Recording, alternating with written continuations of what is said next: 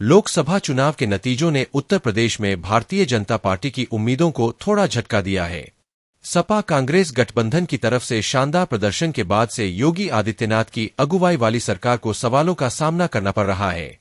2 दिन पहले ही यूपी कार्य समिति की बैठक में हजारों कार्यकर्ताओं ने मंथन कर नतीजों की वजह जानी और आगामी चुनावों पर फोकस करने पर विचार साझा किया। हालांकि इस बीच भाजपा के मंत्री विधायक ही नसीहत देने और सवाल उठाने लगे हैं। सहयोगी और मंत्री संजय निषाद के साथ ही विधान परिषद सदस्य देवेंद्र प्रताप सिंह ने नौकरशाही पर सवाल उठाए हैं। इसके पहले विधायक रमेश मिश्र और पूर्व मंत्री राजेंद्र सिंह ने भी दोबारा सरकार बनने और भ्रष्टाचार के मुद्दे पर सवाल उठा दिया। बीजेपी एमएलसी देवेंद्र प्रताप सिंह ने सीएम योगी को पत्र लिखकर सवाल कर दिया है। बीजेपी एमएलसी ने पूछा कि अचानक ऐसा क्या हुआ कि प्रदेश की जनता आपकी सरकार से नाराज हो गई है। इसके साथ ही ऑनलाइन हाजिरी के निर्णय को वापस लेने के साथ ही पुरानी पेंशन की बहाली पर विचार करने की मांग की है। उन्होंने लिखा कि कई कारणों ने मिलकर 2024 का परिणाम खराब कर दिया है। सीएम योगी को सलाह देते हुए एमएलसी देवेंद्र प्रताप सिंह ने पत्र में लिखा कि आपको नौकरशाहों की साजिशों से बचना होगा। इसके साथ ही लिखा कि बढ़ती नाराजगी को रोकने के लिए डिजिटल अटेंडेंस का फैसला वापस लेना होगा। साथ ही कहा कि पुरानी पेंशन देने पर विचार करने की जरूरत है। जनता के मन में सरकार की छवि शिक्षक और कर्मचारी विरोधी बन गई है। इसके लिए नौकरशाह जिम्मेदार है। उनके द्वारा लिए गए निर्णयों ने जनता को नाराज कर दिया। नौकरशाहों के लिए गए निर्णय सरकार के लिए अभिशाप बन गए हैं। योगी सरकार में कैबिनेट मंत्री और निषाद पार्टी के राष्ट्रीय अध्यक्ष संजय निषाद ने अधिकारियों को लेकर एक बार फिर जोरदार हमला बोल दिया है। मंत्री संजय निषाद ने कहा कि कुछ अधिकारी अंदर से साइकिल, हाथी और पंजे वाले हैं और ऊपर कमल है।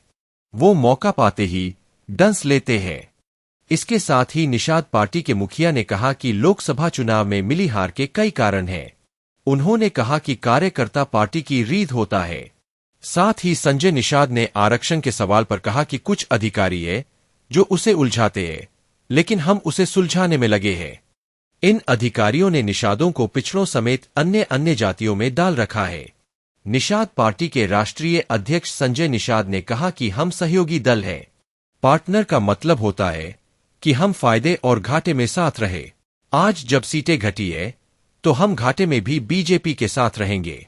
ये बात सही है कि हार के कारणों पर चिंतन होना चाहिए। कई सारे हार के कारण हैं। इसमें आरक्षण से संबंधित निषाद पार्टी को सीटें न मिलना समेत कई कारण हैं।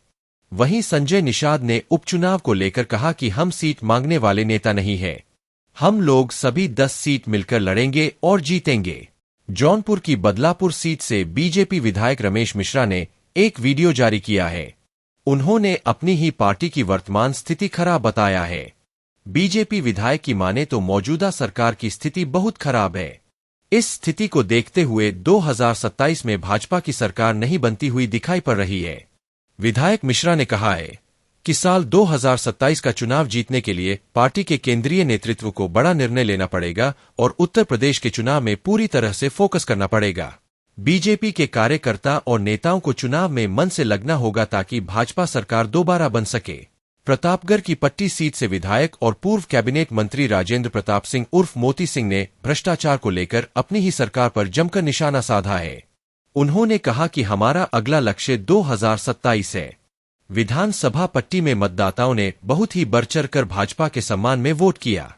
उन्होंने कहा कि मतदाताओं और भाजपा कार्यकर्ताओं का सही मायने में सम्मान तभी होगा जब थानों और तहसीलों से भ्रष्टाचार खत्म होगा।